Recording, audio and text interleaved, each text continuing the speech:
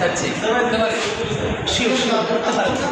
এই যে আপনি ক্লাস 1 থেকে মাস্টার্স এখন আজকে আজই পাইবেন এই সম্পর্কে আপনার একটা অনুভূতি বলুন তো। আসলে প্রথমত কথা হলো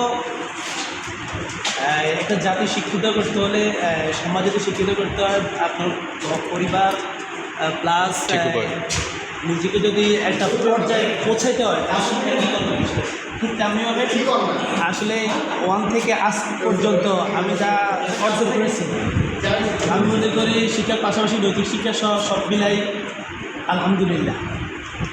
ধন্যবাদ। আপনাকে দ্বিতীয় প্রশ্ন, আপনি ভবিষ্যতে কী হতে চান? আমি আমার ভবিষ্যতের পরিকল্পনা সেটা হলো আমি ভবিষ্যতে একজন আদর্শবান শিক্ষক হতে চাই। যাক, ধন্যবাদ। বিশেষই করছি আলহামদুলিল্লাহ। বাচ্চা কয়? আমার মেয়ে একটা। যাক, মাশাআল্লাহ। আপনার বিয়ে নিয়ে আপনি একটা অনুভূতি বলুন। আসলে আমরা তো পুরুষ আর বিয়েটা তো আল্লাহ তাআলার পক্ষ থেকে একটা ফরজ বিধান। আলহামদুলিল্লাহ আমার সাথে